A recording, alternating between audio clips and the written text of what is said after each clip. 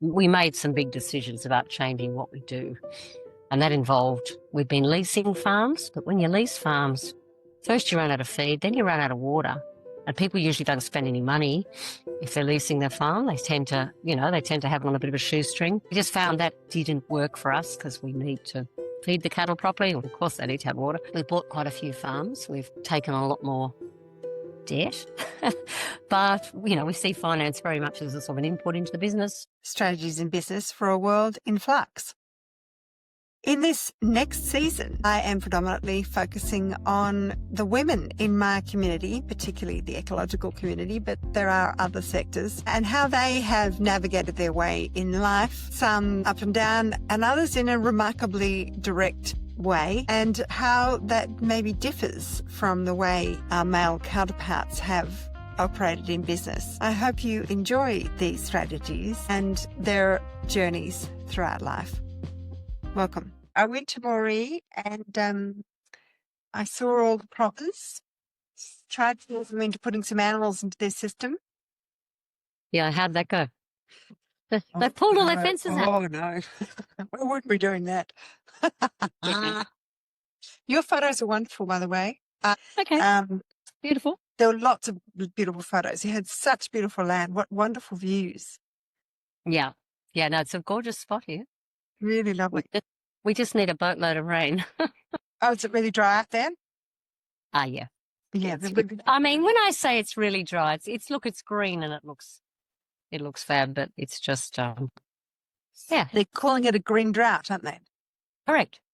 Because it's not growing, because it's not warm or not falling at the right time or something. Well, there's not enough moisture. There's not enough moisture past the root zone, and all the dams are about half full. So, yeah. Yeah, my dam wouldn't even be that. I went to South Australia last week with the National Drought Forum, and so it was really interesting hearing their, experiences in the last 2 years, because they've had a caning. They have had a caning.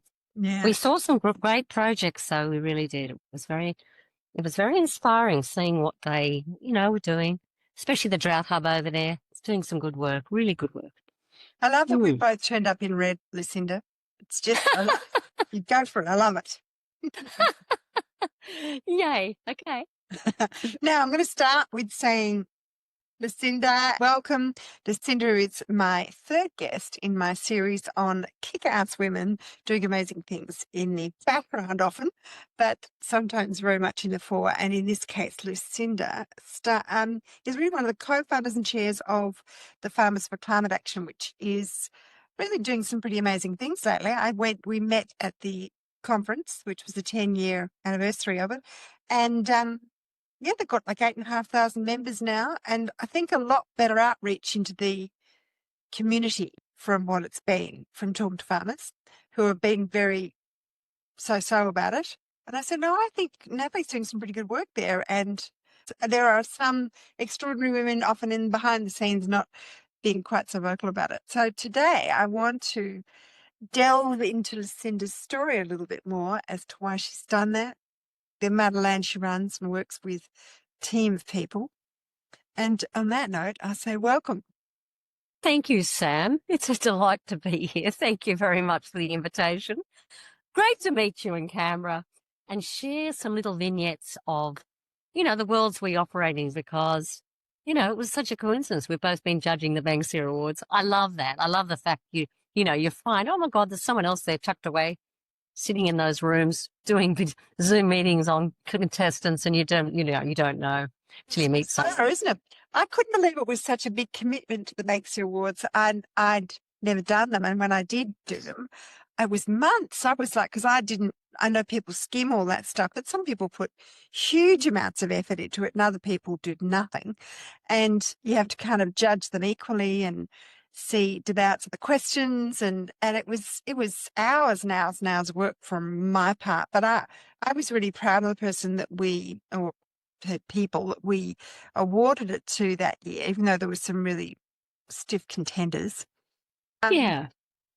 What I love about that is you get an insight into, what people are doing and thinking about and trying to change. And sometimes they're very small little pieces. Yes. And sometimes They involve the whole community. We had a massive. wonderful project in Western Australia in one year, and it's had sign on from everybody in the local city.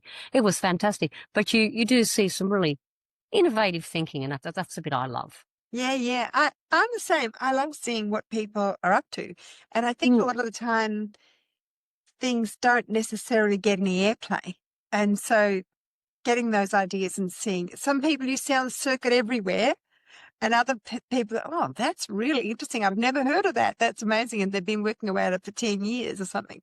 So absolutely. Yeah, so that's the cool part. The hard part is it comes, in about the week after Christmas. And I've got to lock myself in my office and read all these applications. Yeah. That was the thing for me too. I had my family who were never around, all my family are, and I was like, oh my God, why'd I commit to this? I'm the same. Anyway, you enjoy doing it when you do it. It was good. Yeah. So look, I would like to, the reason I did or created this podcast was a lot of the people in my community, like the ones we're talking about, have been toiling away at this environmental space, the eco space for decades. The carbon space since the 70s is my business partner. And, they get it, particularly when Trump got in, there was this like, and the money markets all dried up around carbon and the volunteer market. I mean, even I was talking to CBA, they've just closed the desk down. And that's, people have I put 10 years into it. It's just incredibly difficult. So I decided it was time to do a podcast on the people that have just kept on keeping on and what have they done to find inspiration and keep going. So on that note, I'm going to ask you that. What is the inspiring stories? What are the things that have done to keep you moving? Well, when drought? I guess the first thing is that I grew up in a family that, my dad was a birdie. He loved going off and trout fishing on his own and seeing the platypus. He planted trees in the 60s on our sheep, we called it a sheep station, sort of 3 hours west of here. So we sort of grew up with that idea, oh, God, this is a really good idea. We know what's going on in the environment around us. We're not just running sheep, and that was sort of in our DNA. Plus, his sort of the larger family, there's a few artists and there's a couple of guys who are recognised as Australian ornithologists. Birding's a big thing. So you sort of have that in your DNA. So when I came here 40 years ago, just say where here is and how much land. Here, so here's in the Murray Valley.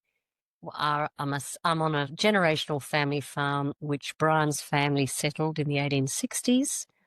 And so our children who are now running the business, and I work for them, they're generation 5 and they've got, the babies are around. So we've got generation 6 on the ground and it's very cool. And I think what that makes you do is take that generational view.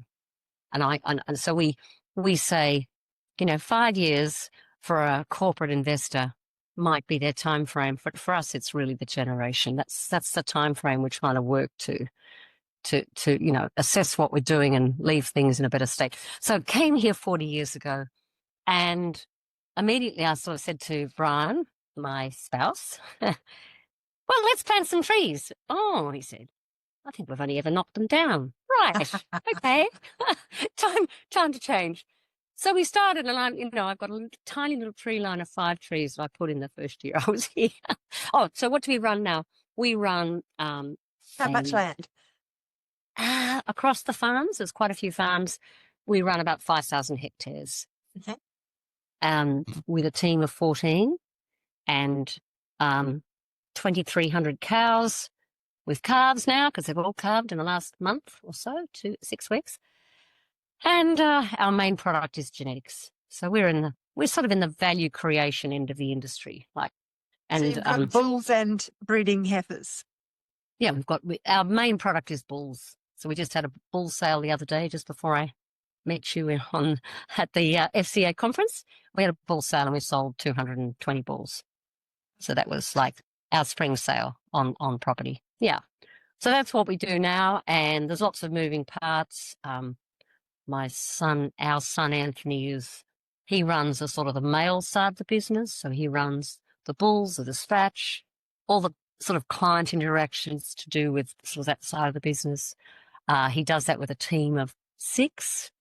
There's lots of moving parts. Like today, the heifers are being scanned for their genetic traits for carcass, so back fat, eye muscle area, marbling, and there are things like that going on every week, really. So yeah, it's an interesting place. We have lots of young people through, and they love the fact that it's varied and it's busy. Of course, there's all the boring jobs in the background. There's fencing and feeding and fodder conservation and R&M and all those things that make the business work. I run the sort of business side of the outfit, and Ruth, our daughter, runs the female side. So she basically, she's got a first class honours degree and a couple of other postgraduate things, and she runs the genetics and nutrition of the cow herd with a couple of people under her. She's got 3 babies. So yourself busy as well. She's busy. Oh yeah, she's busy. So that's sort of that's what we do. And it's across. We have 2 aggregations. One here where I live at Rennie Lee, which is about 1,800 hectares, and then the rest of the country is over. It's west of here, about 50 kilometres, on the Billabong Creek. So it's the Murray. It's the catchment of the Murray River. Yeah, in the New South Wales side. Cool. So in your journey through this journey, which is now quite a few years in one spot, and you would have hit some pretty heavy drought periods, which Australia was wonderfully prone to. And I imagine, I don't know, fire. Have you gone through fire as well, and flooding? We've had fires. We've had lots of fires, and we've had floods on that more western country, the country that's over on the Billabong Creek. Yes, we've had a couple of floods there. We're really lucky. We are really lucky because the water comes in and there's enough gradient that it disappears in 24 hours. So we're not like further west around Rand and some of those places where the water can sit for weeks and it ruins everything. And so in our case, it basically wets up the profile completely and then it drains off. So we're lucky in that respect. Here, we've had a fire from every side. In the years I've been here, we're very fire prone. We're just on the edge of a state forest, which, it got turned into a national park, but it's 50,000 hectares, and it's green timber. And when it's dry, and we get those thunderstorms, and then the lightning strikes, and then we get fires. So, yep, we have that, and then of course we have droughts.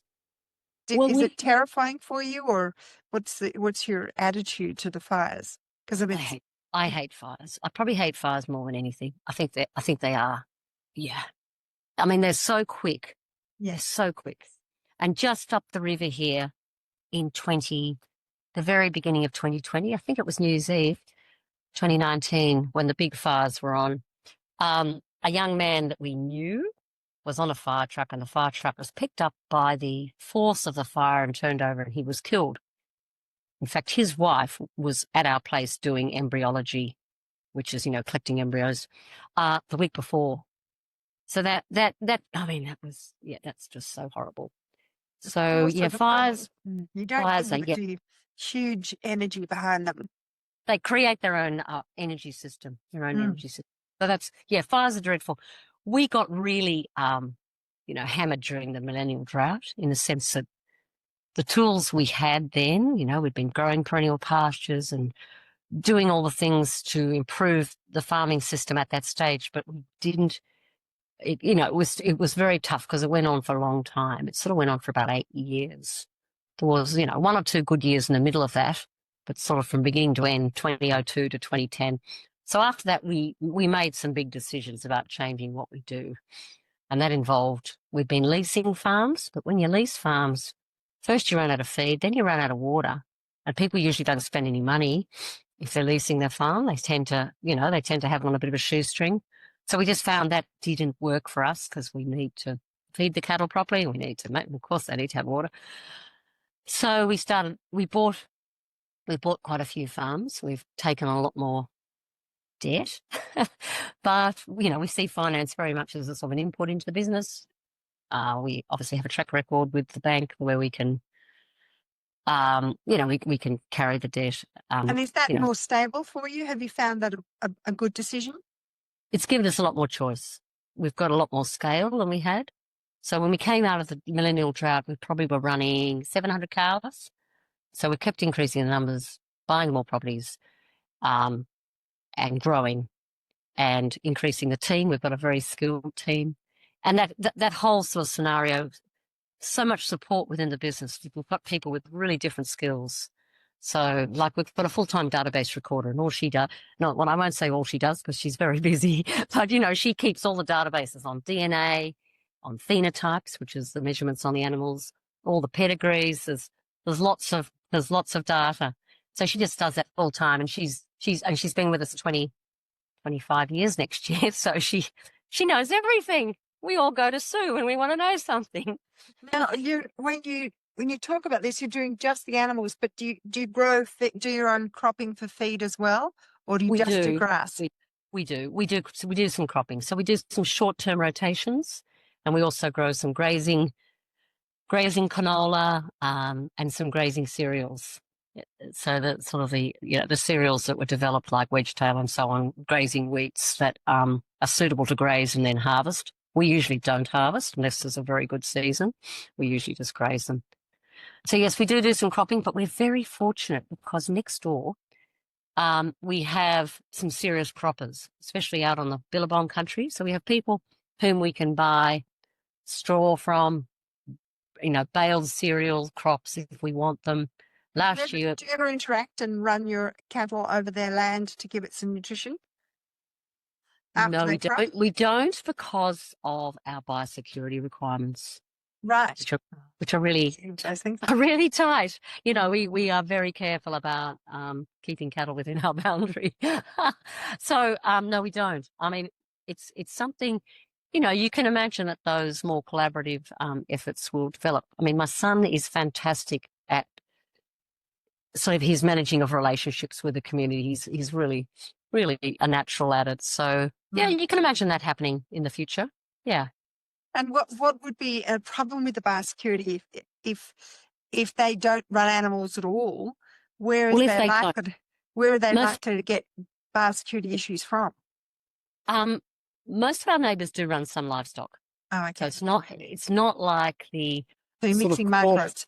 The corporate grain areas where people don't. They just remove all the fences and don't run any livestock.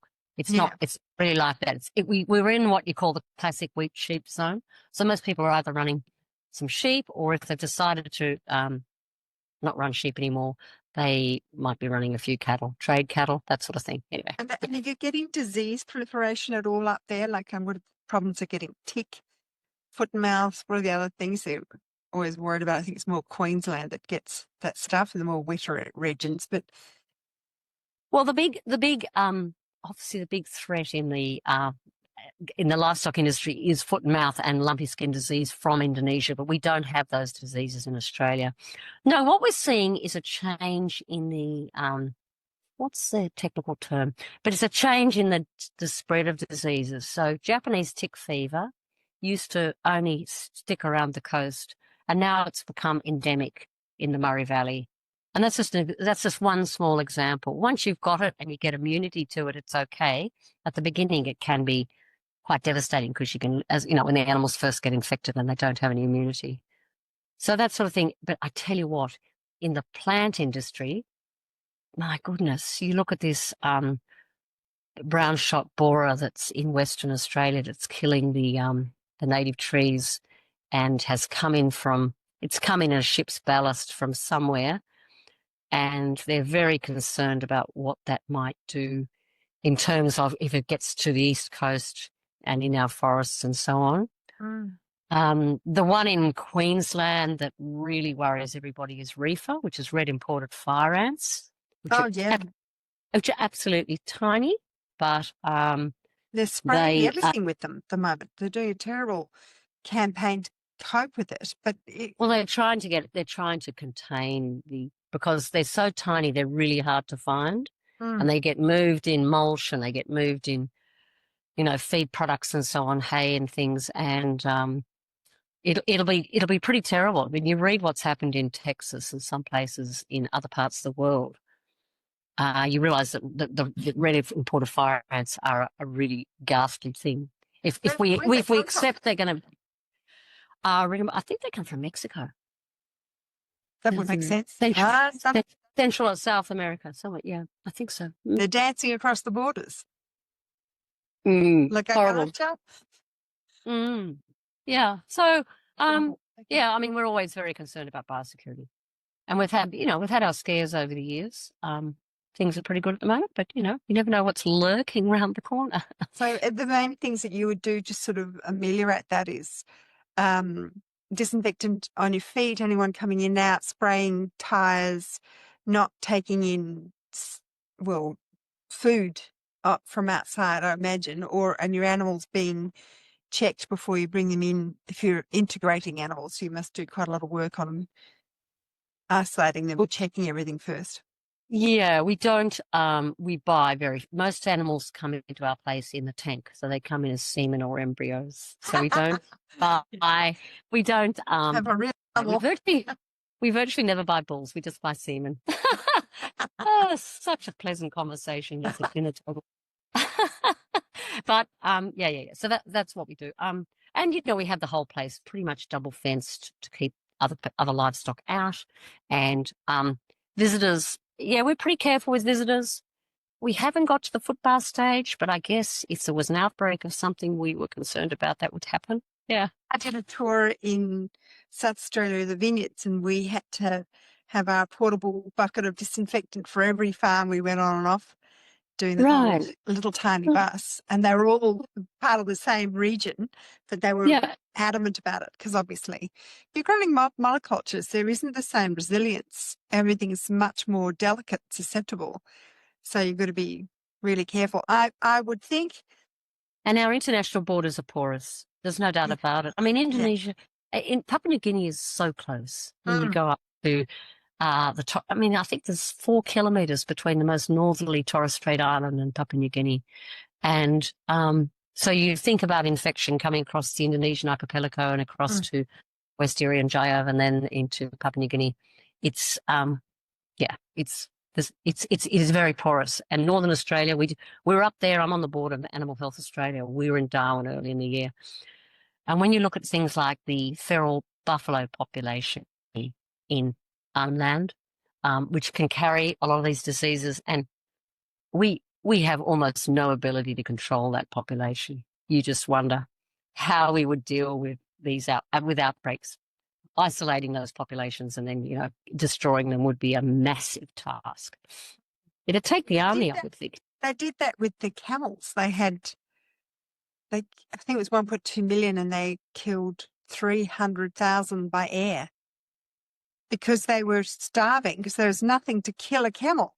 Like people are always really worried about killing anything, but they forget that nature has, it's got a lion that keeps this population down and all these things work to keep the animal populations themselves down. And I feel people are often a little bit like in La La Land about how nature is, that there's always something that's balancing something.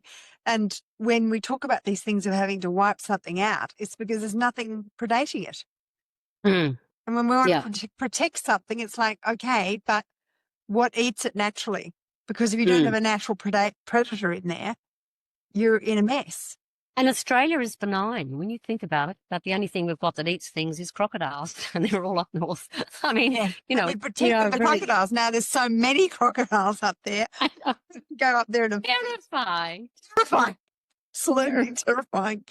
Yesterday morning I was out walking and I saw 2 deer the size of horses. We never had deer here. We never had them. It seems they're everywhere now. So wrong, and they're so hard to control because they're fast. They run like they get over fences even better than kangaroos. Really? And I know the kangaroos don't even see a fence. No, the deer don't either. They sail over like a steeplechase horse. It's crazy. It's crazy. But we never had them here. It's distressing, really. The feral animals. I mean, the horses in the national park. Anyway, we won't get onto politics, but that is nuts. No, I'm right into it. I mean, I did a whole podcast on feral animals All right.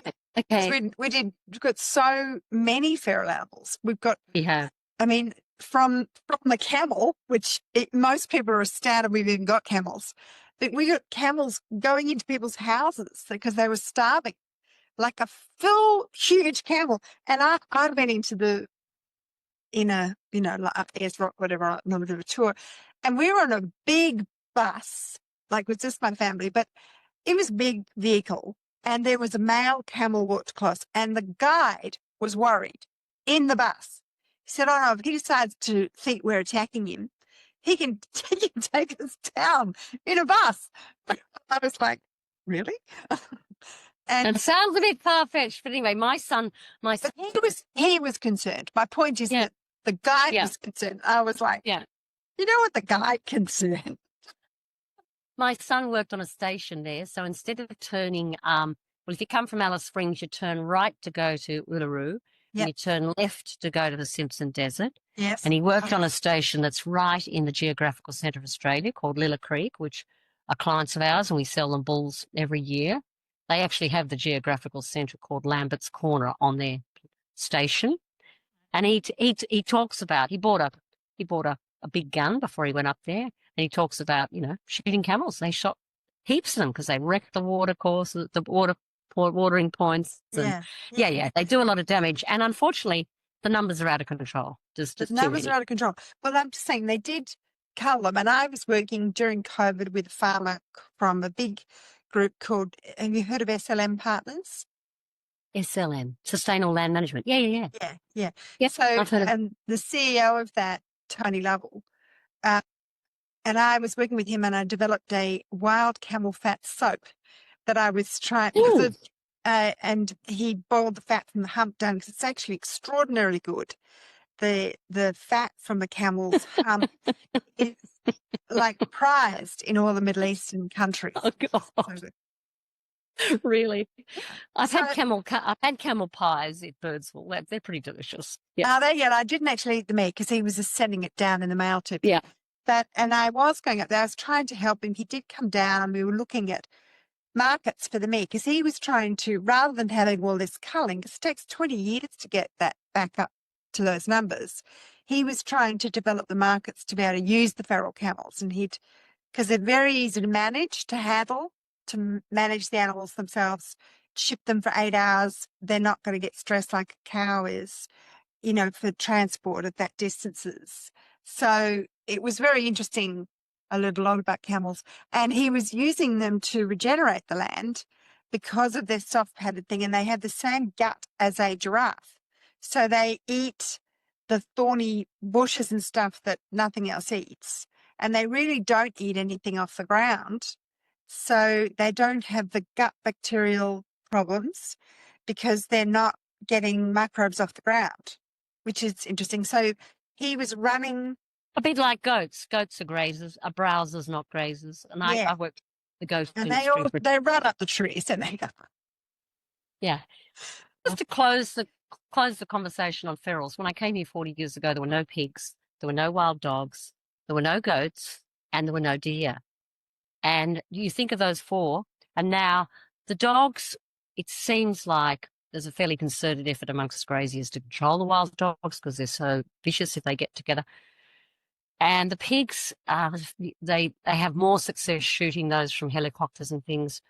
But the deer are a real problem. The deer and the goats are okay. It's probably the deer and the dogs are the worst, actually, here in this country. Are any of all these animals starting to actually control each other? I don't know if anybody knows that. I don't know who'd control the deer. You need wild lions, I think. That's what's missing in it. Well, I'm wondering if the cats an apex very big.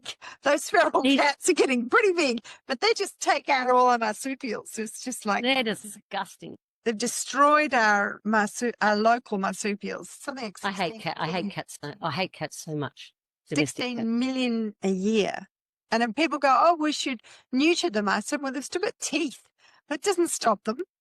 And it's terrible. It's terrible what the cats are doing. I'm very opposed to the cats too, but it's very difficult to get public sentiment about them because people are so disconnected from what's really going on out Reality. It's like the in horses in reality. the national park. They go on about being iconic and being part of our heritage. You think, okay, Eli Mitchell wrote The Silver Brumby. We all understand that. I loved The Silver Brumby when I was a I child. did too. I did I too. read them all times. But Yeah, at the end of the me day, too. they're feral horses in national parks, and they need controlling. And It there's has no been good. lion. There's no lions is the problem, There's no everybody. lions. There's no lions. And do we want lions? I mean, at the end of the day, we don't really want to be predated ourselves. Because I listen to Joe Rogan, who talks a lot about hunting. And over there, they've got wolves reintroduced. He said, everyone thinks the wolves are great, but the wolves are really terrifying. And, they hunt in packs and they're ferocious and all that sort of thing. And it's like, we killed them out for a reason because we didn't want to be killed ourselves. Like the crocodiles. Like the crocodiles. I think if we were to get into any sense of balance, I don't know how that's going to be because we don't seem to be able to disconnect our emotions from actual full circularity in nature. Like we actually predate the domesticated animals. We're the predator. We kill them ourselves intentionally and then we eat them. And we are. And there's too many of us. Let's be serious. There is too many of us. Too many of us, but we're certainly culling that down, no problem. Do you reckon? Oh my God. You mean the birth rate? The birth rate, the fertility, and countries like Korea are just not even having babies. The women have learned about independence and they're not doing it. But men are down 50% in fertility globally now. They've done two $7 million studies on it across all across all sectors of society. And it's a really big issue. And you go, oh, we've got too many of us, but we've got too many old people, not enough young people is actually a bigger issue. And I don't know. And there's nothing We're going to worse. solve it in this discussion. There's nothing worse than going into a society that isn't reproducing itself because, as you say, it gets old and then it gets ultra conservative and it gets very protected. It doesn't want to change. Doesn't want to change, and that's a problem. Yeah.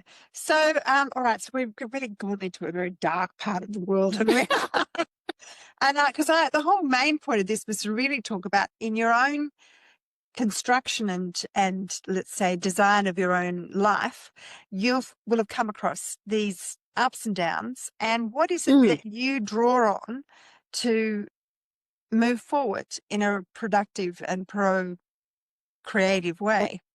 What do I draw on? Probably two things mainly. Firstly, it's firstly, I guess it's a family and my environment and the people around me. So I'm really fortunate. I work with people who are prepared to think and be challenged in the public things I do. So I sit on a number of boards. I work with all that. Let's say all the things you do. You help co-found their FCA, but there's more than that. You work on the Drought Hub, National Drought Hub. What else do you do? Yeah, I'm on the Ministerial Advisory Committee, which is consultative committee, which is really fun. When I say fun, it's strategic. So we went to South Australia last week. They're having a really tough time, but we saw some really fabulous, applied R&D sort of trial. So not theoretical, not sort of early on science, Horizon 1, Horizon 2, but very much Horizon 3 on the ground. What do we need to do here to make this work better? And the example we looked at was dry sowing of crops. About 70% of farmers in South Australia now dry sow their crops, which means before the rains. So they're trusting the rains will come. And just looking at the really interesting questions they were asking about seed treatment and seed placement and water use efficiency and herbicide treatment and so on that would, assist this whole dry sowing scenario. And it was really fascinating. It was interesting. And then we saw a fabulous community project. So these are the sort of things that really inspire me because you see people doing things differently and interrogating old questions in new ways. So, trying to solve problems that have been around for a long time with new thinking. And that's really encouraging.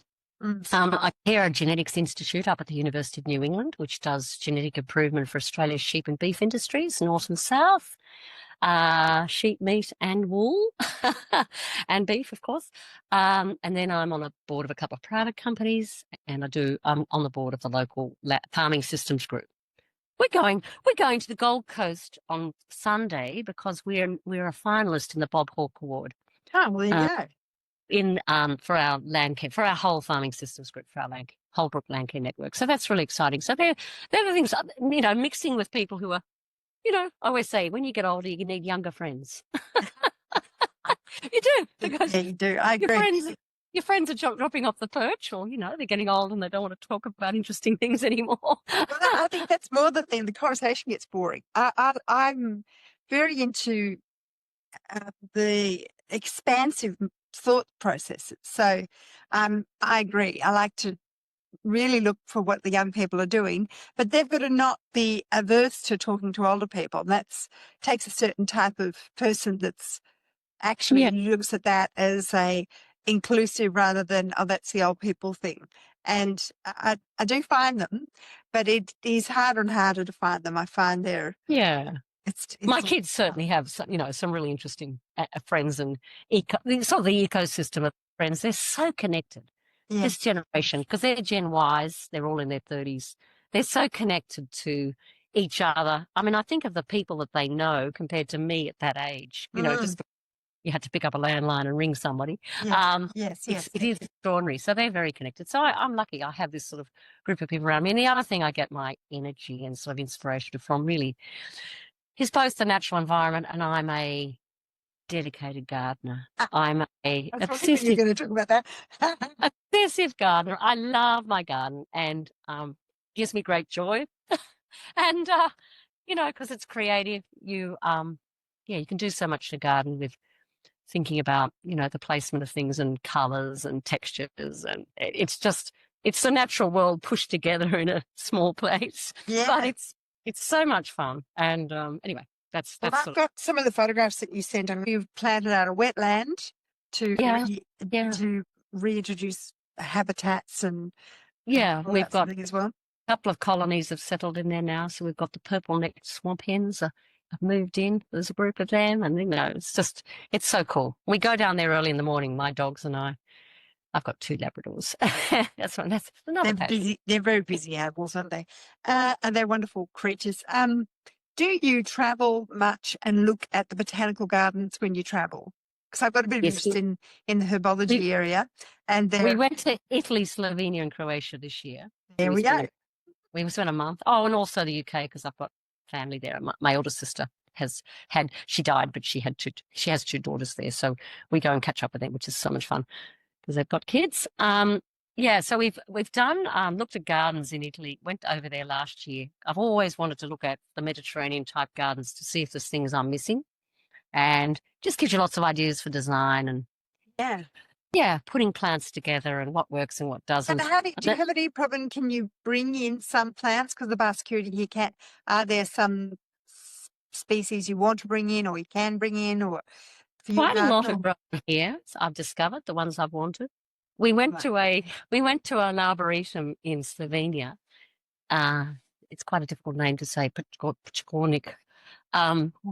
3,000 roses. 3, wow. It's like being an alcoholic in a grog shop. And so I wrote my list of, must-haves, about a dozen.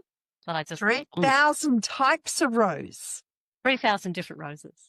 That's unbelievable. Amazing. Yeah. I didn't look at them all, but I looked at as many as I had time for.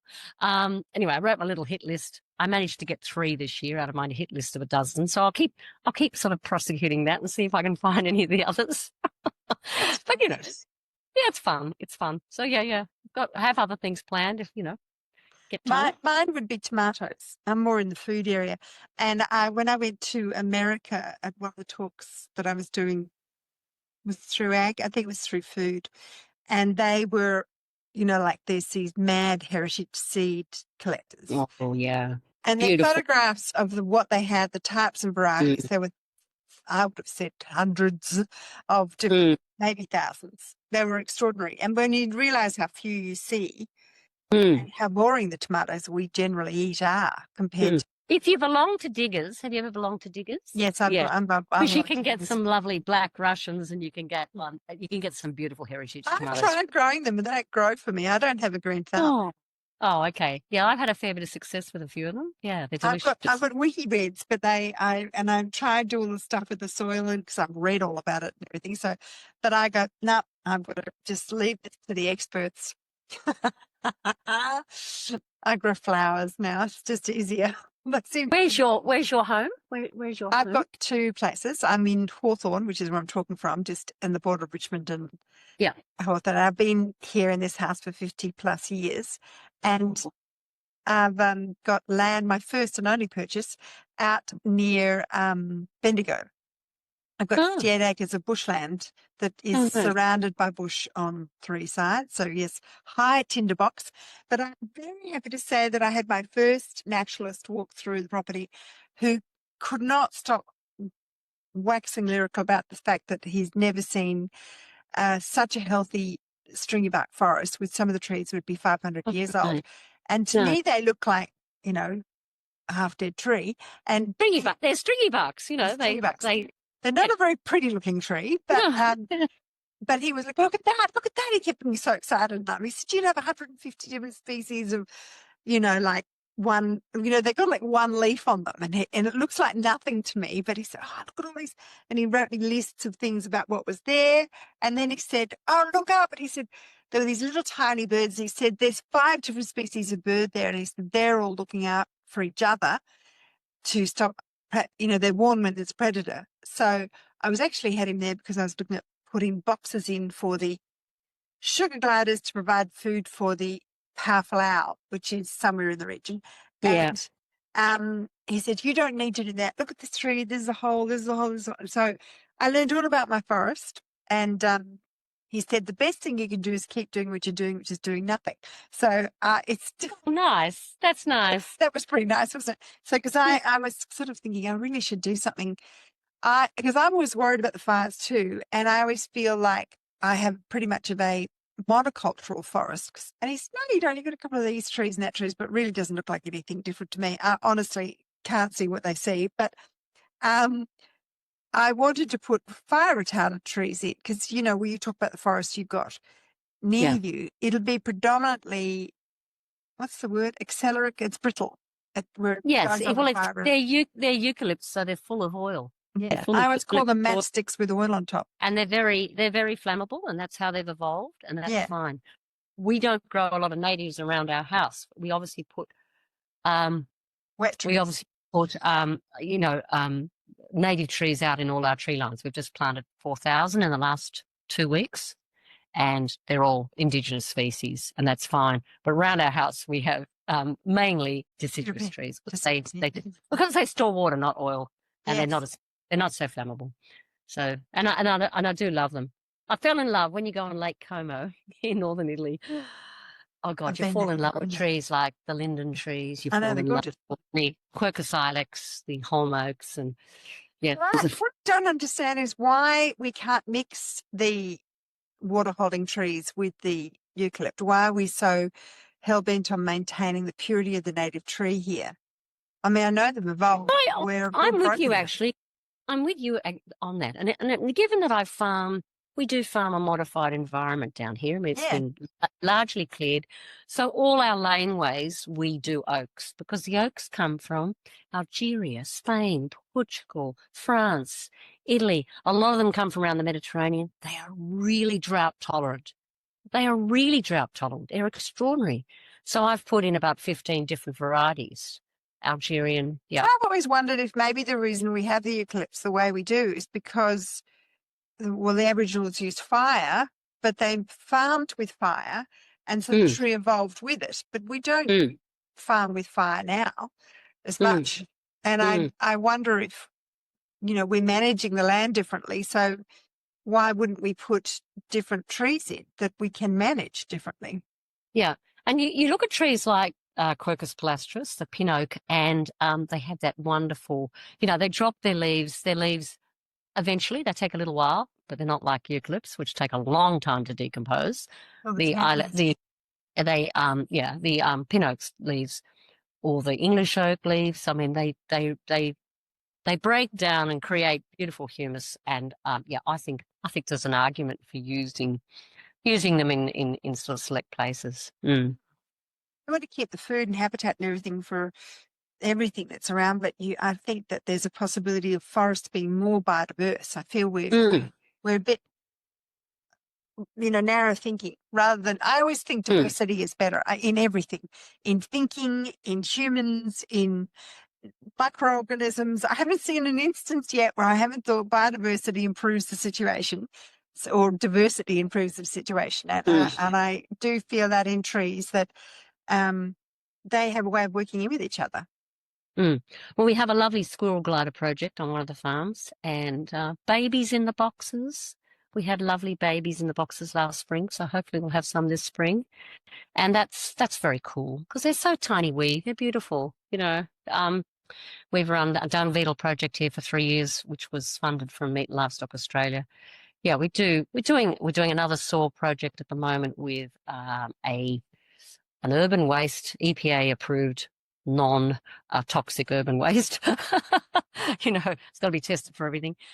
So just always looking at other things we haven't considered that we can incorporate. Do you look a lot at the diversity of the grasses that you've got in your mix? Plant stuff into it apart from, you said a couple of crops, but do you do much multi-species diversity in the grasses? We're always trying new things. So we've tried things like chicory, which is a herb. Chicory, it basically disappeared in the droughts.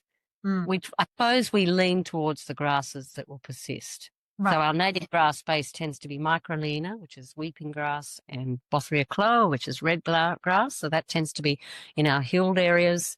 And then on our lower country, we tend to grow grasses which we know will persist with grazing, such as phalaris, such as cocksfoot, fescues, and obviously a legume base, because a legume base will enable us to produce more soil organic matter, which will help us, raise the carbon level of our grazing system.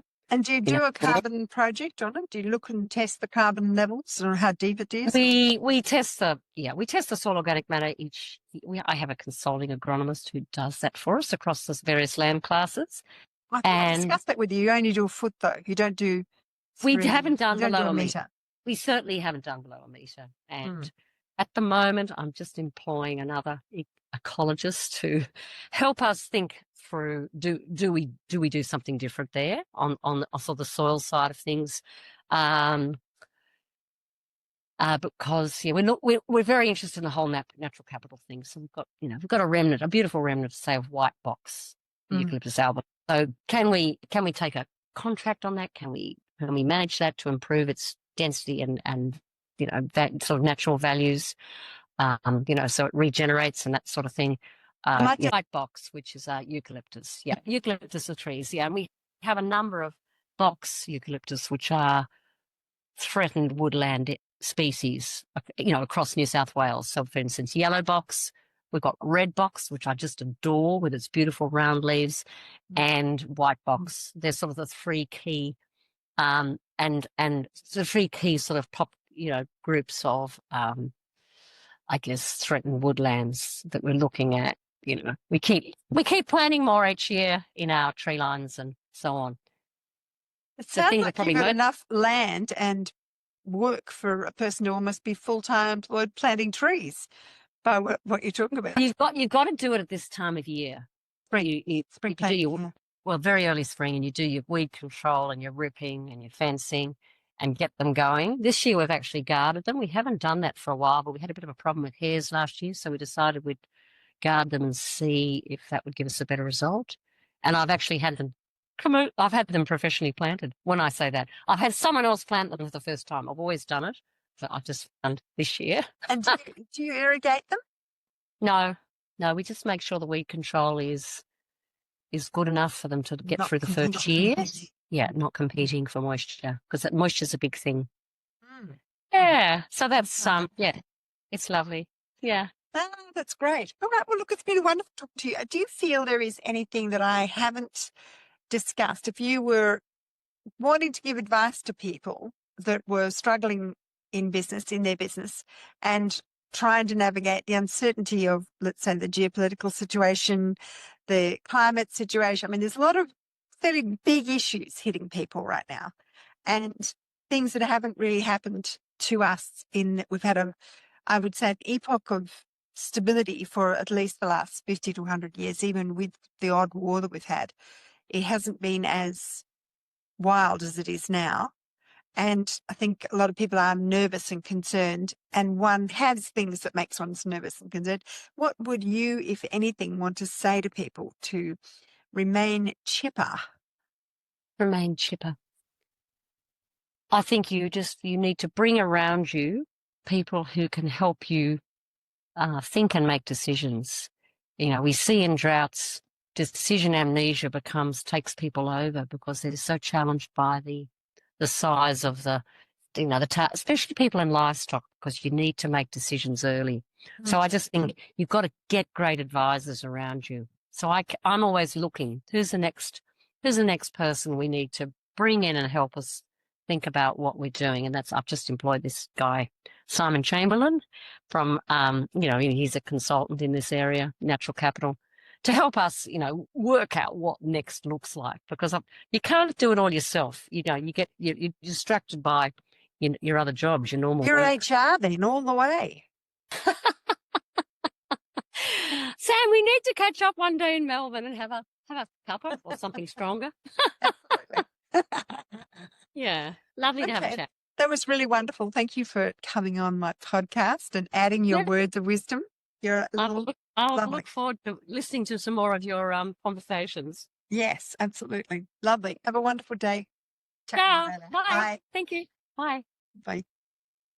Thanks for listening to Integration, where we explore the strategies that connect heart, land and capital.